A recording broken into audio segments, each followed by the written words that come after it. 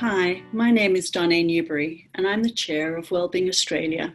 On behalf of Wellbeing Australia and our partners, I'd like to welcome you to the second Australian Veteran Wellbeing Summit. Wellbeing Australia is proud to be the lead organisation behind this important summit, which is focused on action, hope and transformation. With the incredible support of our partners, we are able to launch this summit, which will run as live webinars. The objective of this Veterans Wellbeing Summit is to gather together stories to share and people who have success in veteran wellbeing and mental health.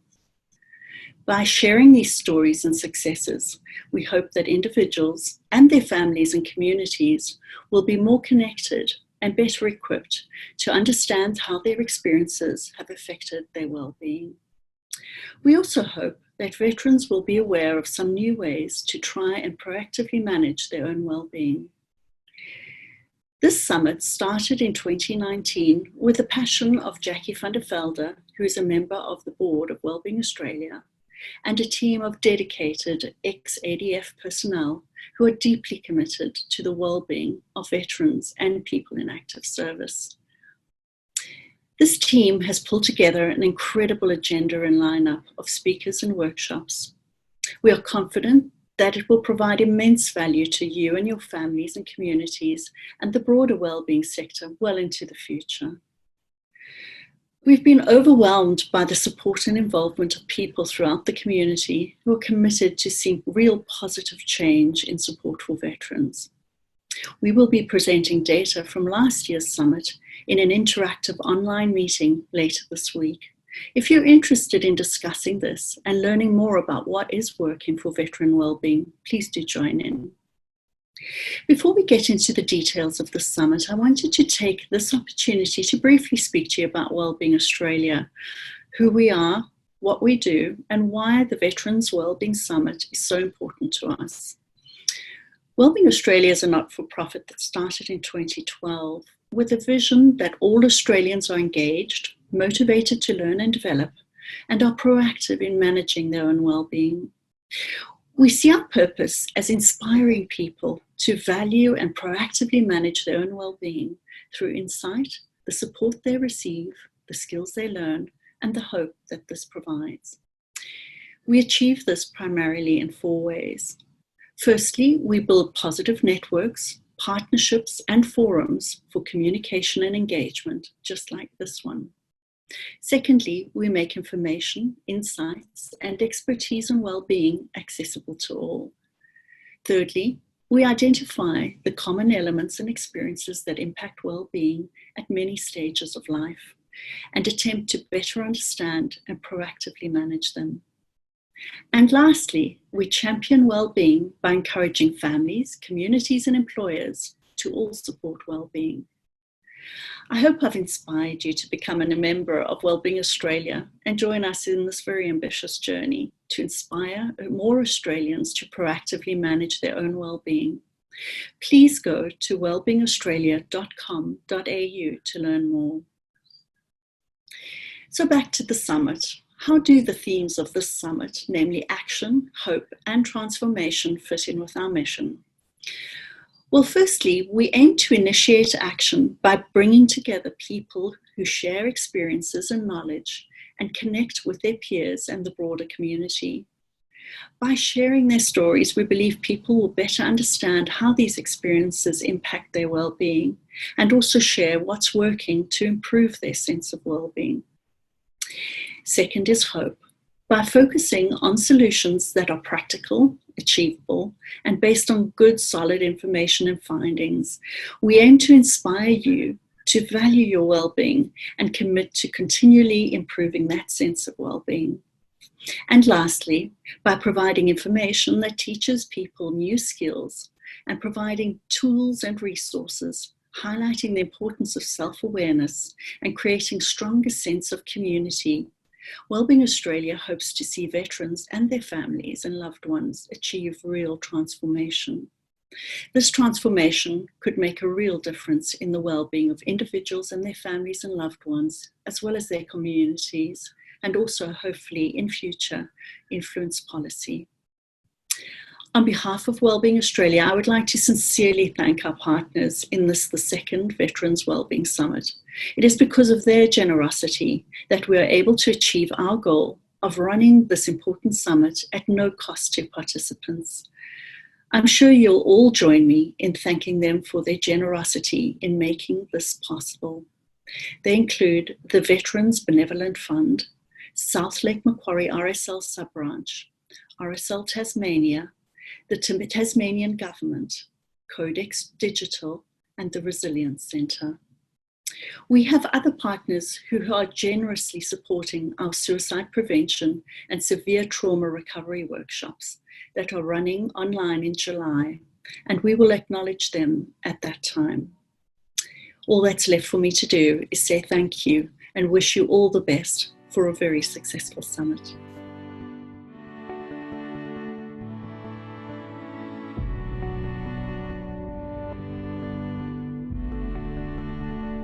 Hi, I'm John Miller. I'm Chair of the Veterans Benevolent Fund, which forms part of the New South Wales RSL and Ex-Service Clubs Association. Our role is to assist veterans and their families in making their life easier, particularly if they, the veterans, are experiencing hard times. The Veterans Benevolent Fund supports veterans in many and varied ways, such as therapy groups involving music, gardening, arts and crafts. And we also support organisations such as Team Rubicon, Swiss 8, and other organisations we consider worthy with their work in assisting veterans' welfare. We are delighted to be supporting the work of Wellbeing Australia and the Veteran Wellbeing Summit. We look forward to seeing some transformation of veterans and their families who are in need of assistance from networks across Australia. Please consider getting involved, share your stories, tell us what you do to support your well-being. Thank you.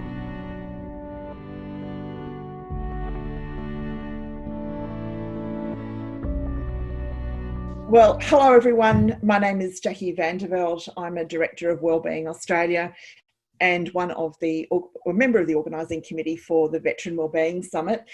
We're doing things a little informally for this part of the launch. We're practicing social distancing, quite literally. We're all in different locations, but it's my great pleasure to introduce to you Daniel Sloan. Wave, Dan. And Darren McManus-Smith. Both of these gentlemen are from the South Lake Macquarie RSL sub-branch. So, guys, I'll hand over to you to say hello and who you are, and then we'll launch into our conversation. Hello, I'm Daniel Sloan. I'm the President of South Lake Macquarie RSL sub-branch. Really keen to be involved in this event once again, and thanks to all our supporters for supporting this great initiative. Thanks, Dan. Darren? Hi, I'm Darren. I'm also a member of South Lake Macquarie sub-branch, but just as importantly, I've been involved with last year's Wellbeing Summit, which is a resounding success. Very excited to push on with it again this year. So, guys, what was the difference? The reasons for getting behind this in the first place. I mean, we had this sort of came out of nowhere last year a little bit. We rushed to put together. We've had a little bit more time to pull this year's together. But what were the reasons behind the sub-branch getting involved and being supportive? Well, there's a few reasons, but one of the main reasons is there's a lot of information out there, a lot of misinformation about veterans' welfare and their well-being, what they can do, what they can't do, as far as support. And talking with other veterans and other groups, we needed to find something or a medium how to get the word out that there's a lot of good stuff going on in the veteran space, without having to rely on just what DVA is putting out or just one ESO is putting out. We needed to tap into what was working at a grassroots level. So this come about from a lot of discussions with a lot of people with a lot of experiences that for one reason or another can't afford to get their word out, or they're just too busy looking after veterans. So that was one of the main reasons, and it's evident from last year the amount of support that is out there for veterans at a local level, and that's why we got a lot of professionals on board to say what is going on out there, which also offered veterans, families, other community groups that support veterans a more unique approach to helping themselves and not waiting for someone else to say, hey, this is available. This is more of a self-help initiative. Thanks, Dan. So, frankly, one of the other things that became very evident over the last 3 years is the more traditional organisations, both at state level and national level, have simply dropped the ball. Many of them forgot what they were here for. Ridiculous sums of money were being wasted in areas that weren't benefiting veterans or veterans' wellbeing. And that was one of the great initiatives of the Wellbeing Summit, is that we're able to show pretty much on a shoestring, we could still provide serious help and assistance for those veterans that needed it. I know in the South Lake Macquarie area, Daniel, myself and other veterans from varying conflicts put a lot of time and effort into the wellbeing of veterans in our community. Daniel, through his group, have instigated wellbeing days once a week. They also meet at the gym once a week. These sort of things weren't costing large sums of money, and it was just about getting the information out to the veteran community that these things are available. Yeah. I think that's what you're saying, Darren, is excellent.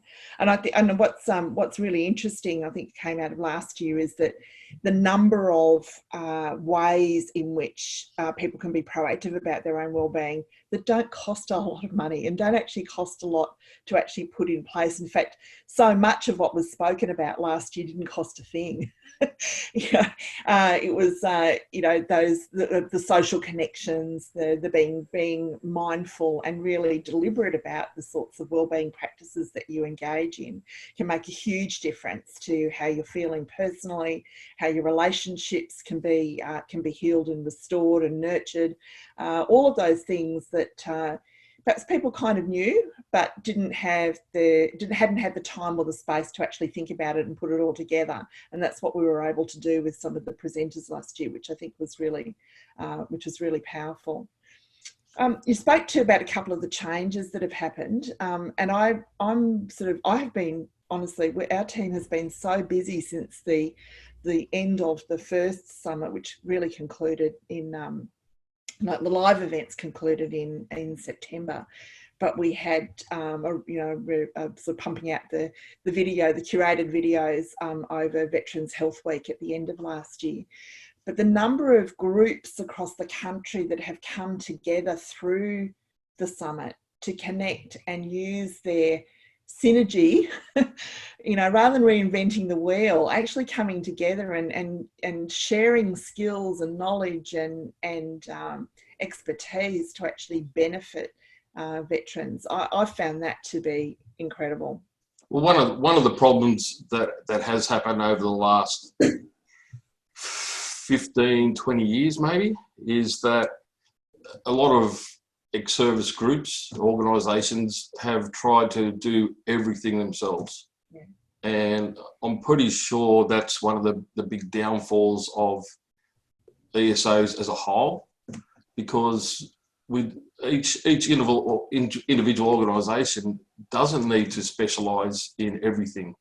If we can tap into one group that specialises in widows, like Legacy, for instance, well, why do we have other groups supporting widows when they do that? So it goes back to how it used to be many years ago, using the experience of those singular organisations to get something done.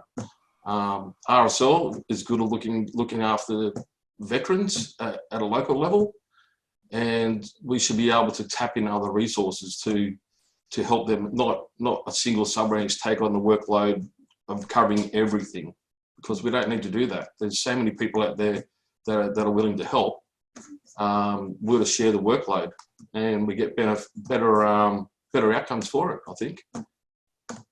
Yeah. Jackie, I also think it's a lot to do with, and it's sad that it always comes back to this, but bang for our buck, value in the money that's being put into the community, in particular amongst those veterans organisations. And I, on a personal note, truly believe the days of one large organisation believing they own or have the right to dictate to others, has been truly. It's gone. As once again, I'll go back to last year. The amazing benefits that were clearly seen and evident, and also being able to be backed up statistically through the Wellbeing Summit, and the far and broad-reaching reach of the summit. It shows that we really have to look at a different way of doing things. Yeah. It's the summit primarily this year, which due a lot to things outside of our control, will be predominantly online. But in saying that, the reach is far further. I would challenge anyone to find a veterans event in Australia that had as large a take-up as a Wellbeing Summit last year. Oh, look, I'd have to agree. Look, it shocked us, like, nice, in a good way. I mean, if you remember our planning, I was sort of saying, oh, look, maybe we'll go for a week and we'd be happy with maybe 10 presenters, and then it just exploded, and we had, over 50 presentations over 4 weeks, and reached 10,000 people across Australia. So that's, unique. That's unique hits. People engaging in our either the live events or the recorded events, which was just incredible. I mean, no one was more pleasantly surprised than me. But I think what you're saying, Darren and Dan, is true. We've got this. We actually live in an age where we can actually rethink and remodel a lot of the work that we do in this space. And I think online and technology does allow us to connect services, connect like-minded people across the country to be working together rather than squabbling over a finite pie of resources. Smarter. Yeah. But I think the big thing here is it's the Wellbeing Summit.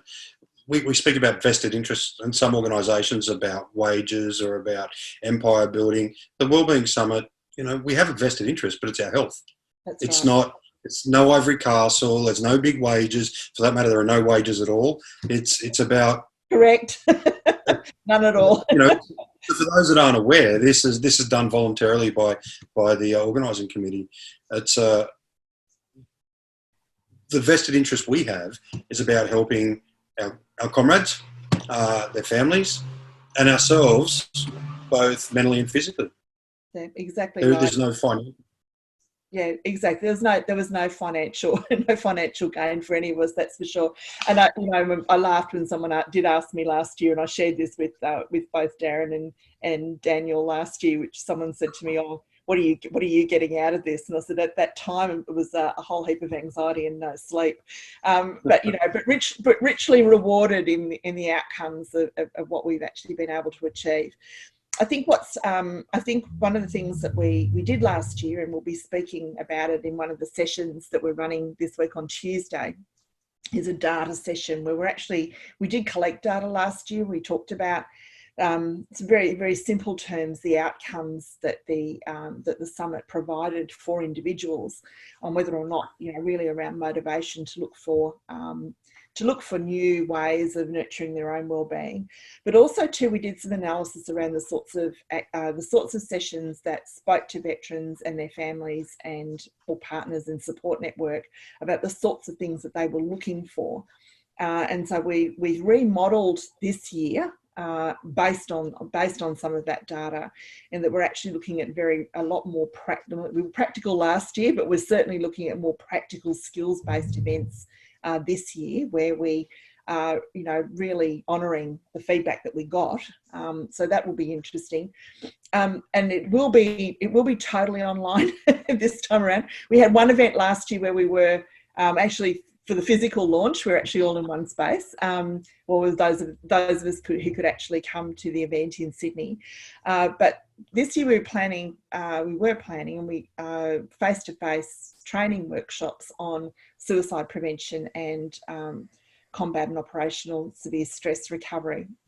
And we're bringing John Hendon from the UK out here, but travel bans and so on, and no more gatherings have meant that we're now taking all of that online. So our supporters, and we do have a number of big organisations who've come in to support us this year, and we'll be acknowledging them as the various events unfold. Quite a number of sub-branches around the country have actually come in to assist us financially to make that happen with John Hendon, with our trainer, but also we've got assistance from the Tasmanian government and from Tasmanian RSL as a state organisation, which has been awesome.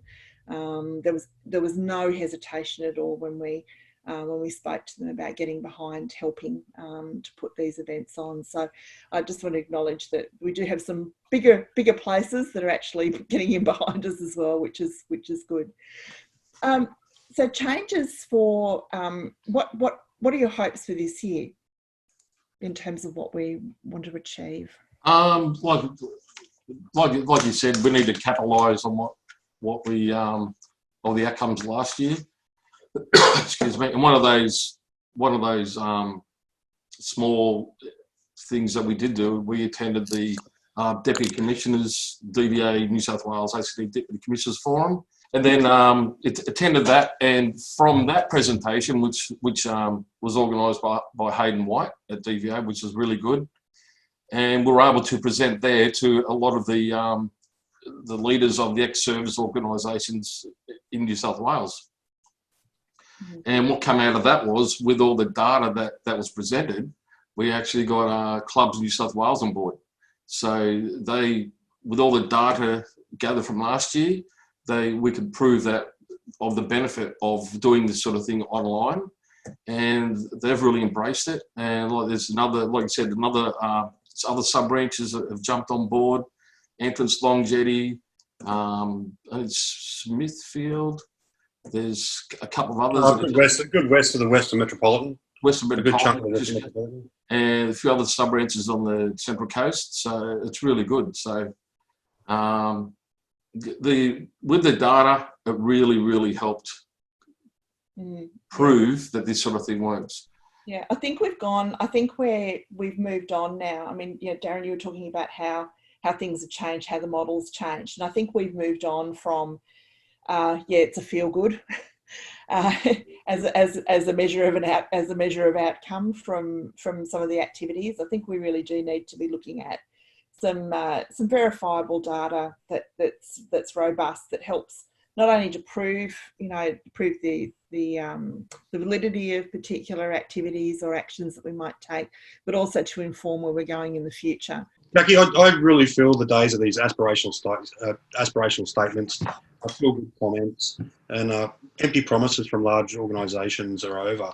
And you ask me what I would like to see out of this as an individual. It's for our peers, our fellow veterans, their families, to actually gain something substantial out of this, and to be able to take control of their own health and well-being, and not trust or rely on other large organisations on their promises, the promises of good deeds.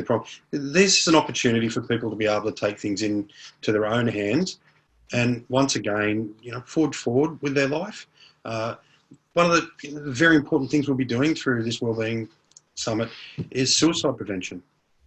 We know, it's not we hear, we know we have a serious problem in Australia regarding veteran suicide. And we're hearing, once again, lots of warm and cuddly promises, but nothing substantial. So here we are, where we're actually going to provide tools to actually help as best we can. So for me, I think this Wellbeing Summit is about empowerment. I think that's a really great place to finish. Live your best life now. Let's make it happen and be part of something good. So thanks so much for your time today, guys. Thanks a lot, Jackie. Thank you.